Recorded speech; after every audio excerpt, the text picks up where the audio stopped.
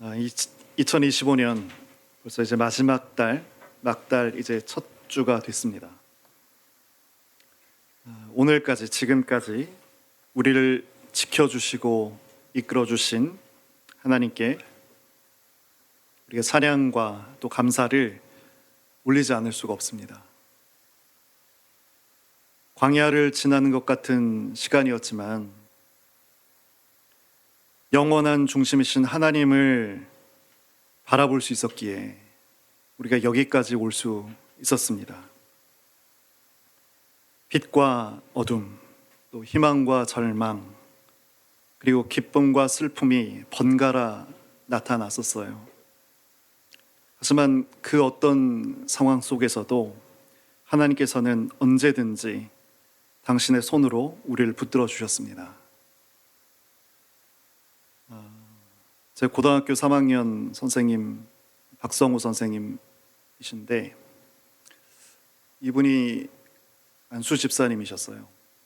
몰랐어요. 그 교무실에서 이제 대학교 이제 진학 상담할 때 처음으로 마주 앉아서 말씀해 주시기까지는 그분이 교회를 다니시는지도 몰랐고, 마주 앉았을 때 본인이 어느 교회 안수 집사다 말씀해 주시면서 저의 이야기를 꽤 경청해 주셨어요. 30분? 보통 아이들 다 우리 땐 아이들이 많았잖아요. 그렇게 시간을 많이 안 들이신, 보통 5분, 10분이었는데 한 30분 이상 저에게 시간을 내어주시면서 그 선생님 책상 위에 있었던 성경책이 보이더라고요. 성경책을 딱 펼쳐서 꺼내서 펼치고는 이 말씀을 읽어주셨습니다. 여러분 한번 열어보실까요? 시편 37편입니다.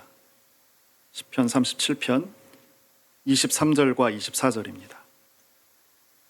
시편 37편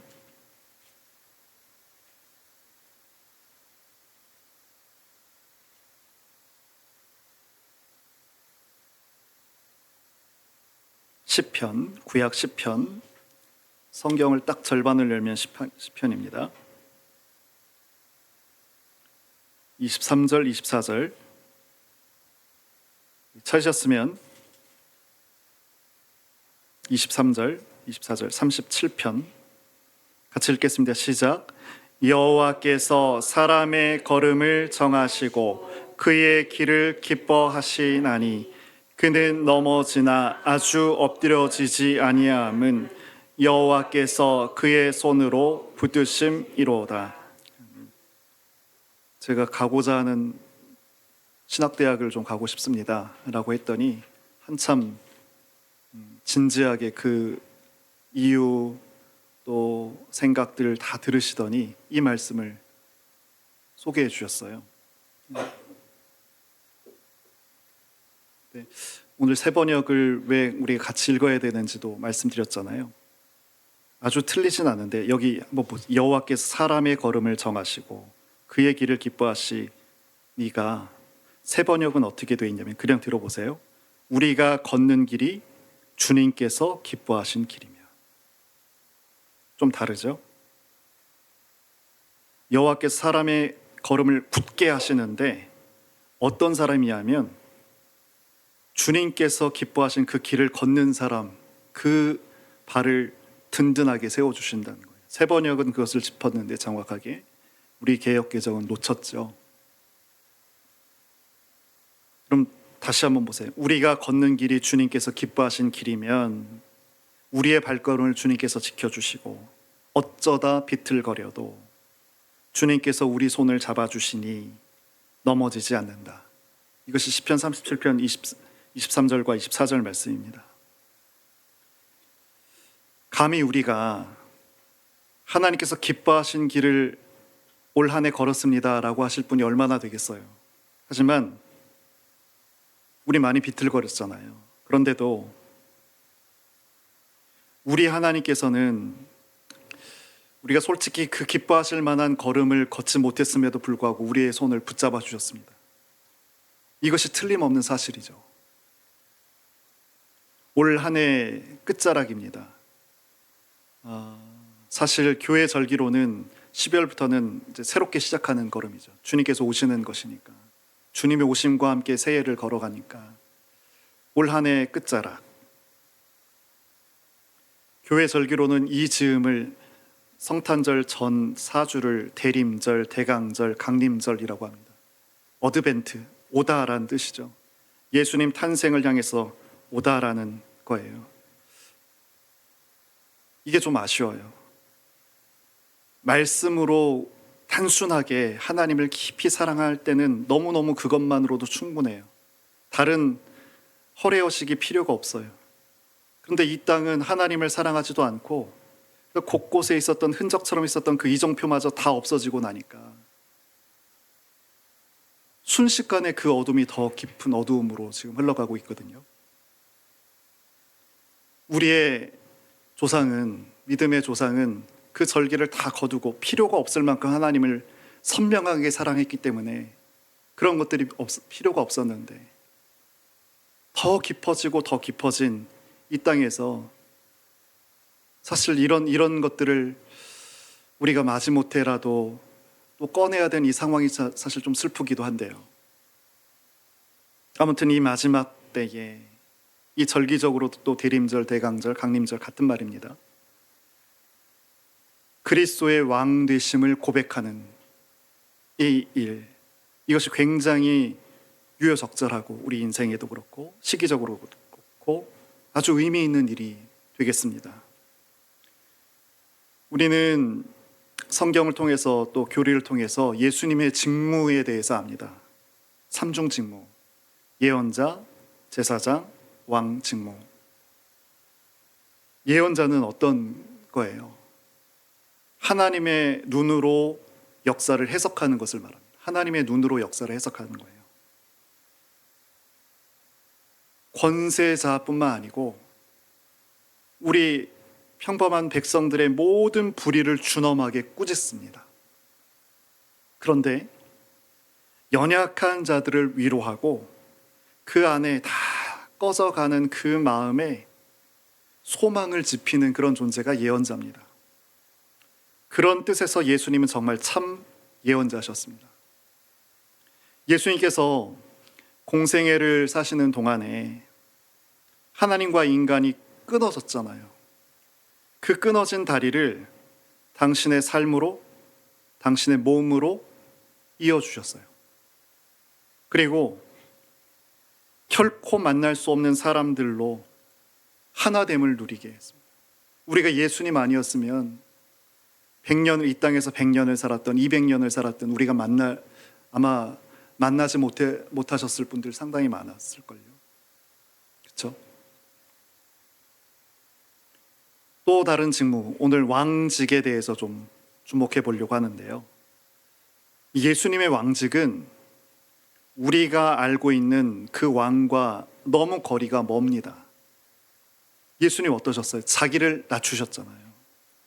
그리고 모든 사람의 종이 되신 왕입니다.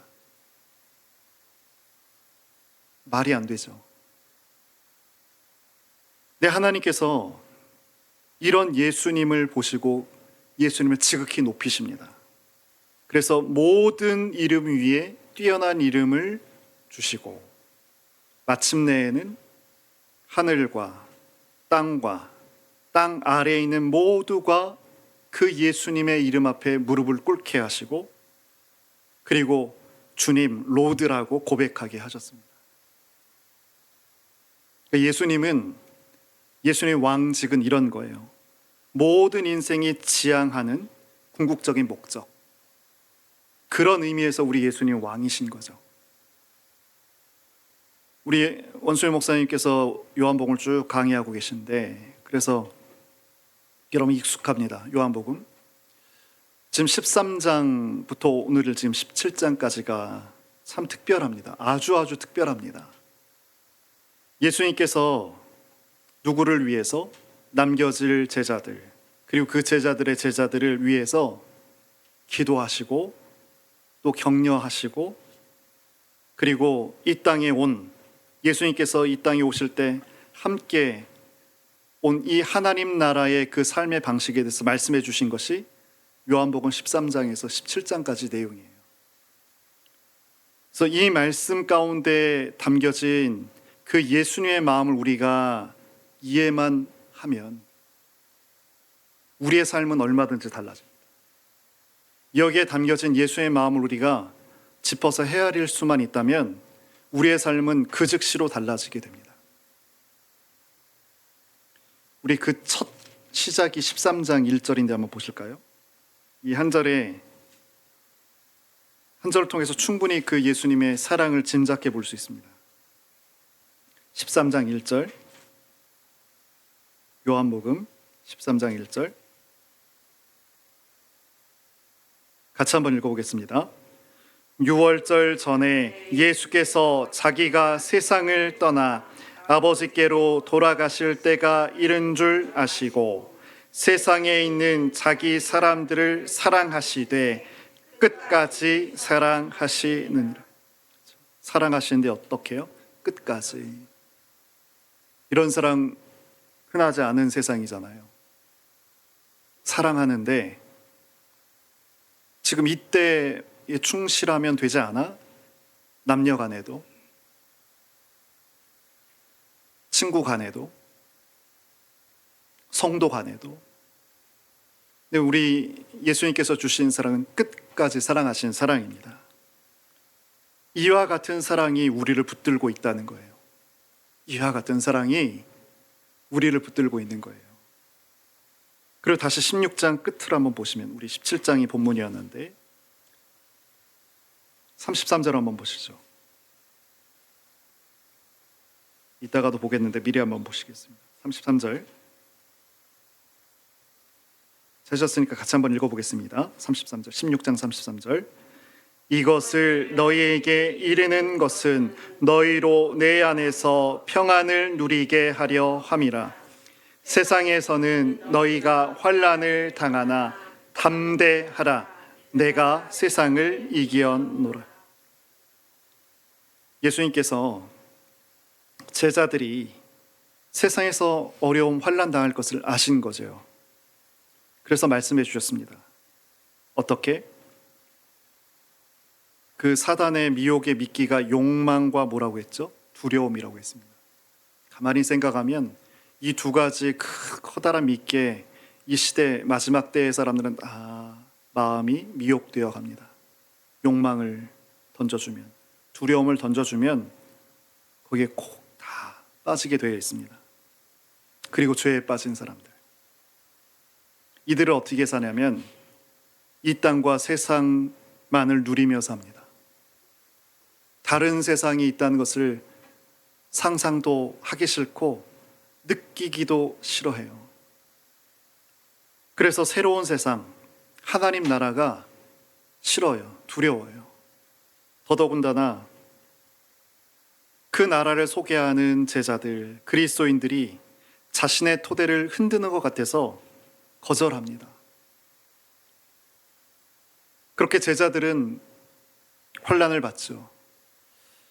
여러분, 누군가에게 미움을 받는다는 것, 이건 절대 유쾌한 일이 아니죠. 그리고 쉽지도 않고 만만하지도 않습니다.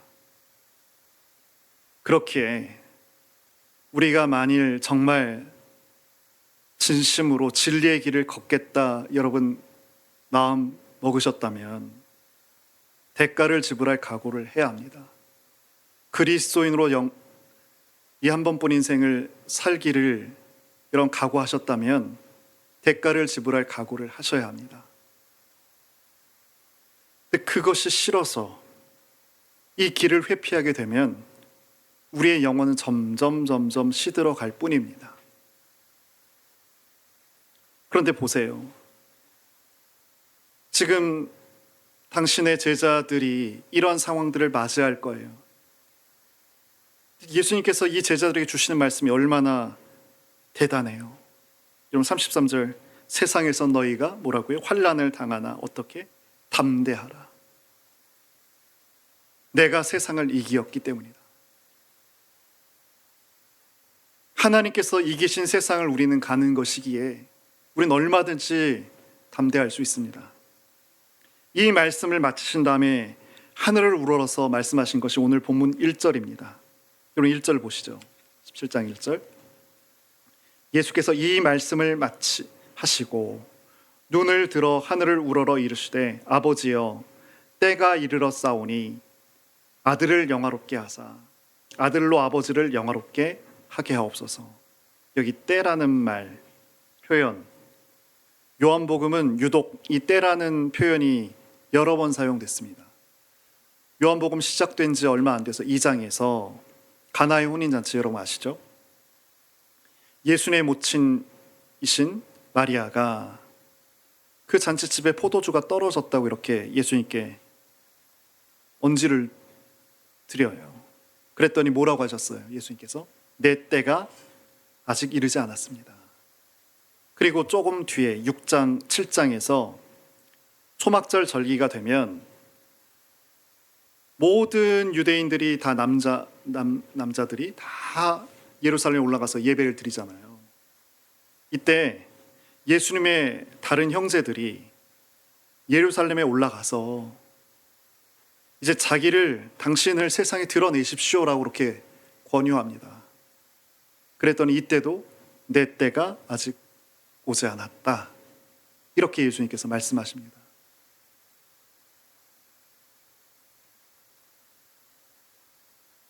그런데 오늘 1절 다시 보세요. 뭐라고 하세요?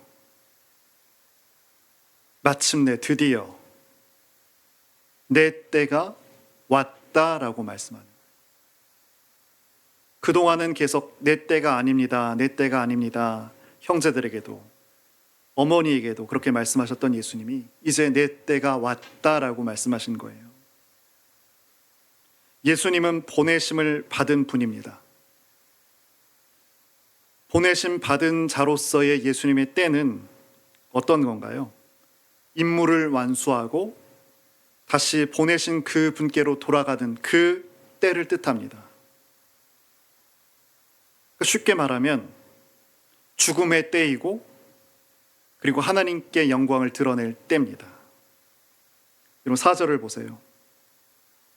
아버지께서 내게 하라고 주신 일을 내가 이루어 아버지를 이 세상에서 영화롭게 하였습니다. 그렇죠? 고난과 영광이 지금 이어진 이때, 가만히 보세요. 이 때를 맞이하시는 예수님 한번 보세요. 예수님은 당신의 때를 앞당기려고 조바심 내지 않으셨죠? 그렇죠? 예수님의 어머니도 또 형제들도 이렇게 하면 우리 형 예수가, 우리 아들 예수가, 또 예수님 본인의 지정의를 갖고 있는 인격을 갖고 있었던 참 인간이니까 그 사람들의 주목을 받고 또 인기를 받고 힘이 모여지는 그러한 때에 얼마든지 하실 수 있겠죠. 그때를 앞당기려고 조바심 내지 않으셨고요. 또 그때를 두려워서 힘들어서 회피하거나 도망하지도 않으셨습니다. 그저 때가 무르익기를 그렇게 기다리셨습니다. 참 이러기가 어렵죠. 우리 야외 예배 때 참 사람에 대해서 얘기했습니다. 칼케돈 신조의 베레데우스 베레호모, 참 인간이, 참 하나님이시고 참 인간이신 예수님을 설명할 때 이것을 했어요. 우리가 익숙한 것은 신인 양성 1위, 신인 양성 1위, 이것을 우리가 기억하고 있습니다. 참 사람은 이렇게 자신의 때를 구별하는 거예요. 조바심 내지도 않고 회피하거나 두려워하지 않고 그 때를 맞이하고 감당하는 것, 그것이 참 사람의 모습입니다. 가을날을 노래하는 시가 몇 편 있는데 그때도 김현승의 시를 얘기했는데 오늘 잠깐 릴케의 가을날 3년인데 몇 줄만 좀 소개합니다. 주여 가을이 왔습니다. 여름은 참으로 길었습니다. 마지막 과실들을 잊게 하시고 이틀만 더 남국에 햇볕을 주시어 그들을 완숙하게 하여 마지막 단맛이 진한 포도주 속에 스며들게 하옵소서. 시인은 흘러가는 시간을 붙잡을 수 없다는 것을 잘 안 것 같아요. 그래서 어떻게 해요? 그 과일이 무구익을 수 있도록 이틀만 더 그 남녘의 햇빛을 베풀어 달라고 요청하는 거죠. 과일이 완성되는 시간, 단맛이 스며드는 시간. 그런데 오늘 예수님께서 어떻게 하셨어요? 공생의 끝자락입니다. 공생의 마지막 시간이에요. 오늘 25년의 마지막 시간을 맞이하고 있는 저와 여러분들이 오늘 예수님께서 하시는 이 말씀, 이 가르침을 주목할 이유가 있어요. 이 공생의 끝에서, 끝자락에서 하나님께 청하십니다. 1절, 아버지의 아들을 영광되게 하셔서 아들이 아버지께 영광을 돌리게 해주십시오. 이건 자기 높여달라는 말씀이 아니죠. 달려갈 길 다 마칠 때까지 하나님 뜻에 온전히 순종할 용기를 달라는 그 말씀이에요. 지금 당신에게는 무엇이 죽음이라는 것이 달려옵니다. 근데 그 죽음마저도 하나님의 살아계심을 드러내는 계기가 되달라고 그렇게 말씀하는 거예요. 예수님은 이 일을 통해서 이 땅 삶의 완성으로 삼고자 하신 거죠. 이 땅에 부름받은 바 그 소명을 완성하는 그것으로 삼고자 하신 거예요. 이것이 예수님께서 드러내신 영광입니다. 보내심을 받은 바 예수님에게 있어 죽음은 어떤 건가요? 보내신 분에게로의 귀환을 뜻합니다.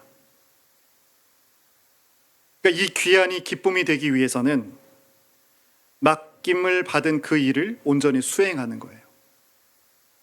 그 일이 어떤 일인가요? 하나님께서 주신 권세를 가지고 아버지께서 당신에게로 이끌어 주신 이들에게 영생을 얻도록 하는 거죠. 여러분 2절입니다. 2절 읽어보겠습니다. 아버지께서 아들에게 주신 모든 사람에게 영생을 주게 하시려고 만민을 다스리는 권세를 아들에게 주셨음이로소이다. 예수님께 권세를 주셨어요. 그러나 예수님은 어떻게 하셨어요?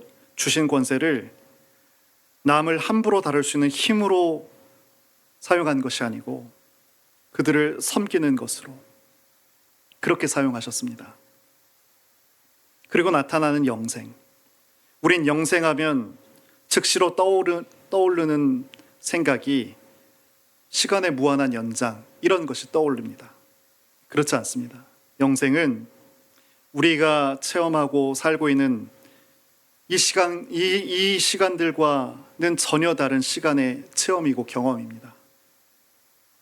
그것은 우리의 이 유한한 인간의 시간이 하나님의 시간 속에 녹아드는 그 경험을 말합니다. 하나님의 시간이 우리의 일상적인 시간을 뚫고 들어오시는 거예요. 그러면 우리 이 땅에서 좁게만 사고하고 살 줄밖에 몰랐던 우리의 경계가 허물어지는 거죠. 그때 우리는 영생이라는 것을 맛보기 시작합니다. 그래서 예수님을 참으로 만났던 사람들은 그 예수님을 하나님의 아들이라고 고백했습니다.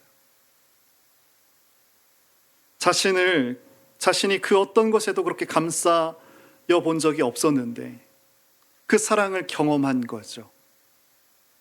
이때 자기 속 깊이 깃들여 있었던 자기 사랑이죠. 그리고 이기심, 그리고 열등감, 두려움, 무장함, 원망, 증오심, 이런 것이 얼음처럼 녹아버리는 거예요.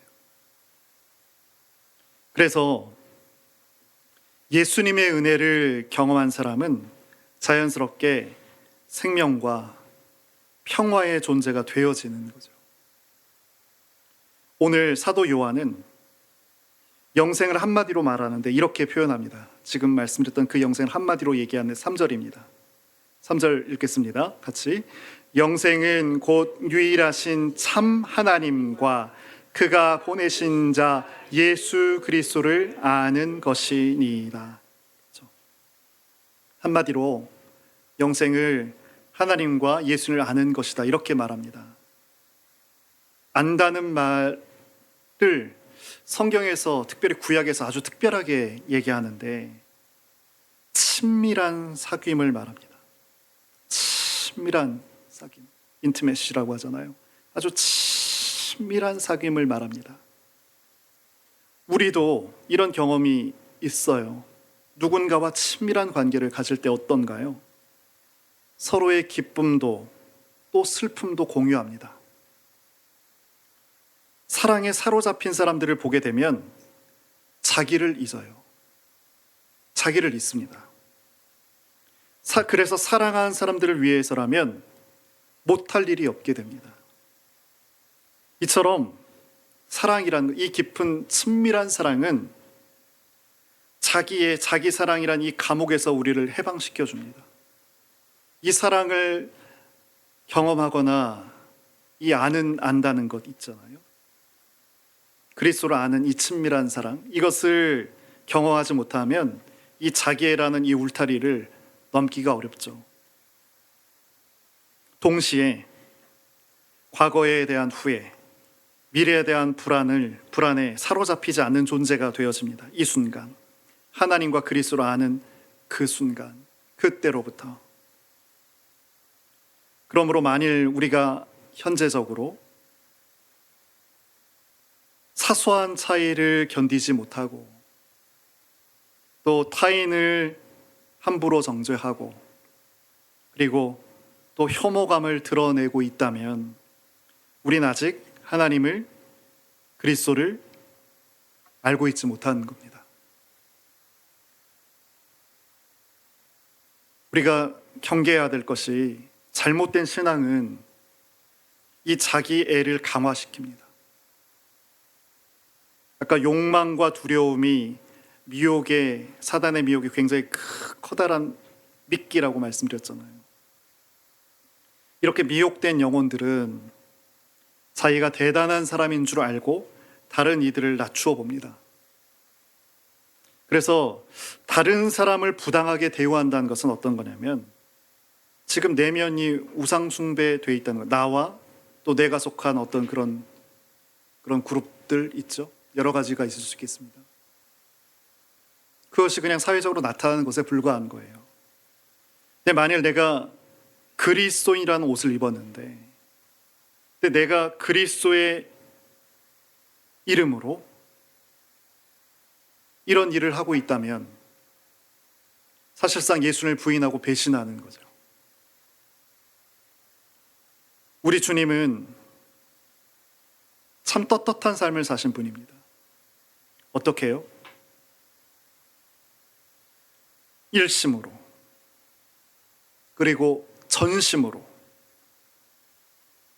모든 인생들에게 영생을 누리도록 하셨기 때문에 그렇습니다. 예수님께서는 이런 삶을 통해서 아버지께 영광을 돌립니다. 여기 영화롭단 말과 영광이 같은 말입니다. 4절 보시죠. 아까 우리 짚었는데, 아버지께서 내게 하라고 주신 일을 내가 이루어 아버지를 이 세상에서 영광스럽게 하였습니다. 근데 우리는 어때요? 우리는 하나님의 영광을 말하면서도 자기 영광을 추구하죠. 영광을 가만히 보면 우리 허물을 가리는 그런 덮게 구실만 하는 모습을 우리는 어렵지 않게 보게 됩니다. 제가 과거에 알았던, 친하진 않았지만 어떤 목사님이 최근에 어떤 외국 대학의 부총장에 임명이 됐어요.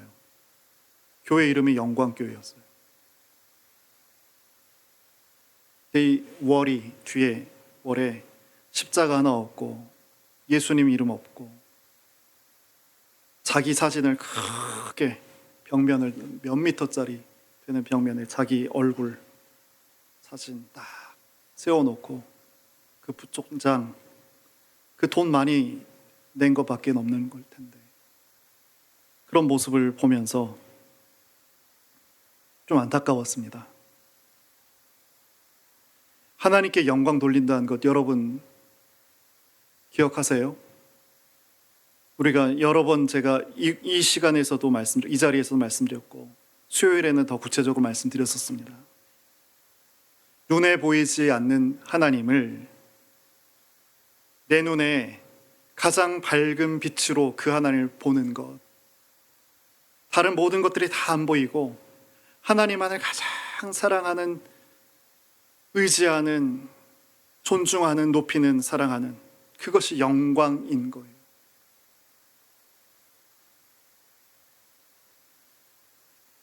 우리가 살고 있는 현대 세계는 불교가 말하는 세 가지 독이 있거든요. 탐진치입니다. 탐욕과 성냄과 어리석음, 이것이 점점 제도화되고 고착화되는 것 같아요. 탐욕은 과도하게 무언가를 얻으려고 하는 거잖아요. 탐내고 얻으려고 하는 것들. 가만히 보세요. 예전에는 수치라는 게 있었어요. 부끄러움이라는 그것이 우리 가운데 있었는데 오늘날 가만히 보면 과도한 욕심을 부끄러워하지 않아요. 공공연하게 오히려 부추기는 세상이 됐습니다. 근데 이 탐심이 우상 숭배잖아요. 이 탐욕이 십계명의 가장 밑둥을 차지하고 있는 그 경고이기도 하잖아요. 내 몫을 늘리려면 다른 이의 몫을 빼앗아야 합니다. 이런 중국에서 제가 참 충격적으로 봤는데 식목 사업을 어마어마하게 하거든요. 이러면 좋겠잖아요. 그 식물이 물을 잡고 있으니까 사람도 환경도. 그런데 어떤 일이 발생한 줄 아세요? 그랬더니 물의 흐름이 달라졌다. 기존에 물을 사용했던 곳에 물이 마르고 전혀 예상치도 않았던 그런 곳에, 티벳 같은 곳에 비가 온다는 거예요. 이건 참 좋은 생각이잖아요.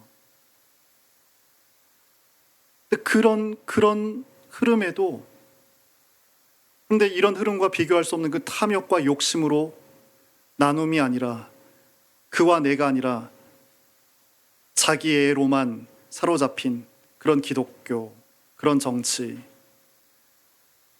그런 세련됨, 어떤 결과들이 있을까요? 그리고 성냄.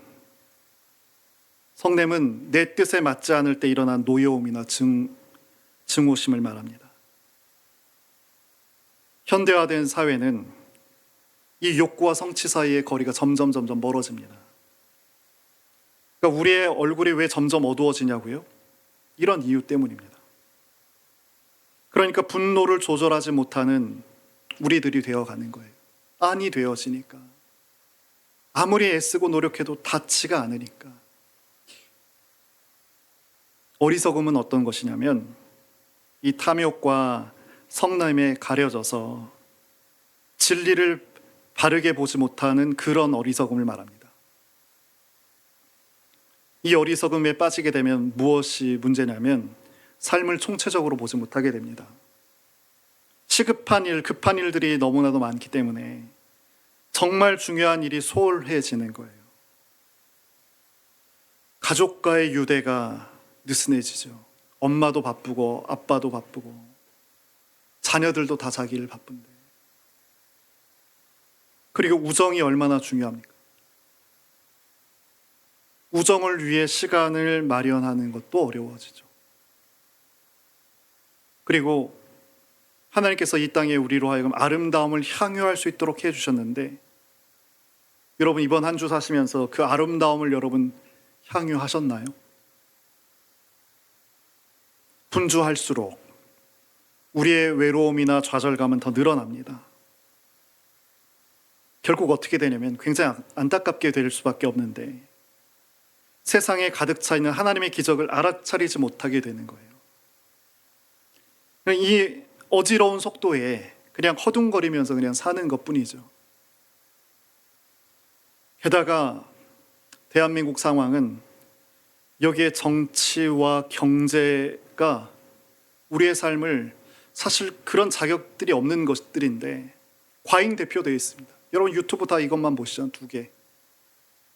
정치, 경제. 그러니까 이 두 개의 입장에 따라서 분열되어 가는 거죠. 따뜻한 말 사라지고 격려한 말 사라지고 저주하고 조롱하는 말이 우리의 일상어가 됐습니다. 바로 이러한 때, 이러한 상황, 이러한 곳에 교회와 성도가 서야 하는 거예요. 왜? 이 땅의 세상이 아니라 하늘의 세상, 새로운 세상, 하나님의 나라가 시작되어야 하기 때문에 그렇습니다. 만날 수 없는 사람들이 서로를 만날 수 있도록 다리를 놓아주는, 그리고 세상 삶에 지친 이들에게 영생의 맛을 볼 수 있도록 맛보도록 하고, 적대감이 넘치는 세상에서 이 환대의 기쁨을 누리게 하고, 억울하고 슬픈 이웃에게 내 곁을 내어주고, 그리고 불의한 이들이 득세하지 못하도록 그렇게 애쓰는 것, 그것이 교회와 신자의 소명입니다. 이 소명에 힘쓸 때 우리는 단순해집니다. 어떤 의미에서 단순한 의미냐면 근본적인 하나를 붙드는 인생이 될 수 있는 거예요. 이 인생이 꼭 붙들어야 할 그 한 가지를 붙들 수 있는 그런 인생이 될 수 있게 되는 거예요.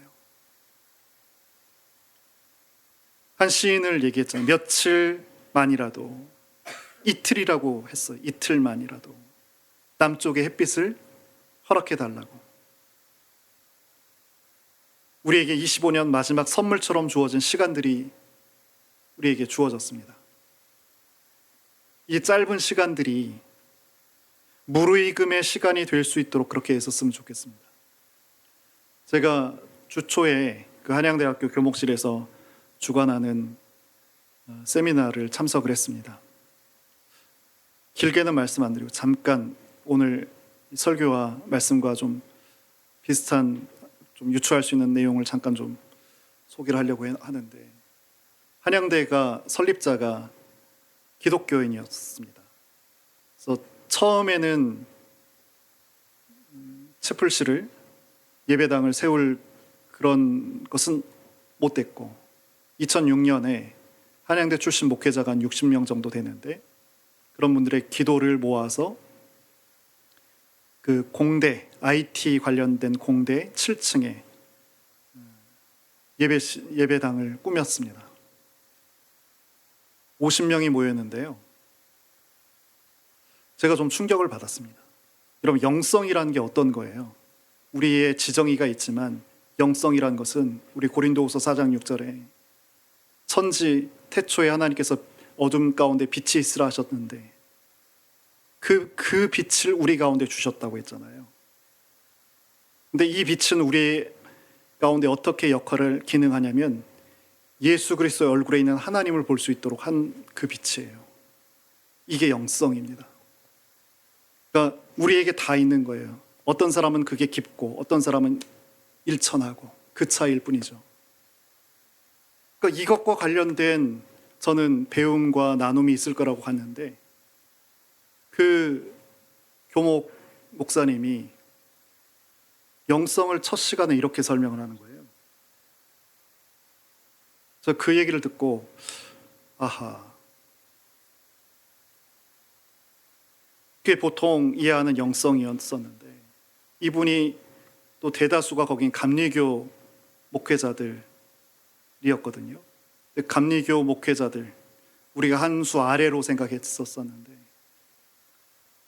이분들이 생각한 영성은 뭐냐면 성장과 반대된 진지한 하나님 추구, 이것을 영성이라고 말합니다.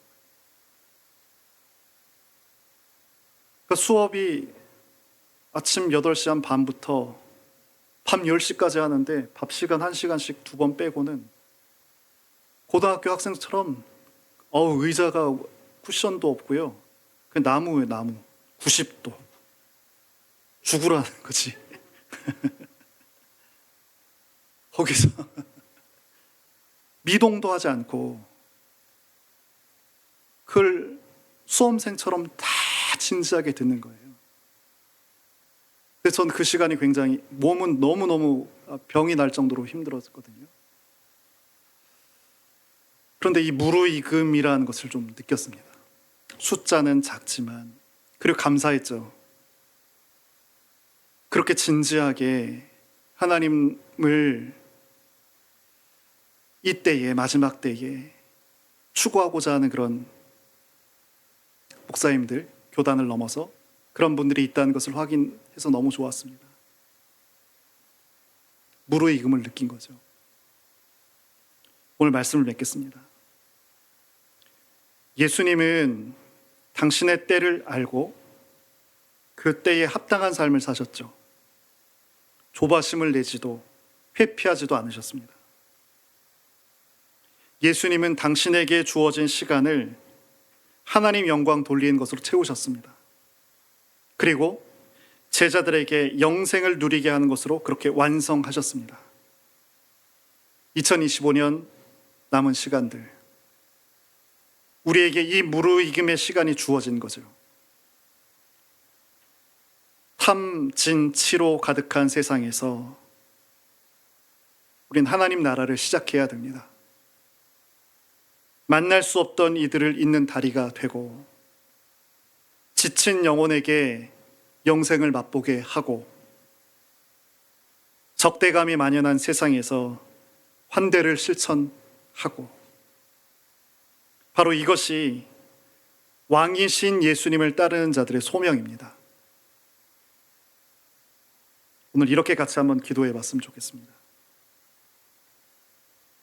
우리에게 주신 이 남은 날들, 주님의 때를 분별해서 하나님 떳떳하게 살아가는 시간으로 이 선물 같은 시간들을 채워가게 하소서.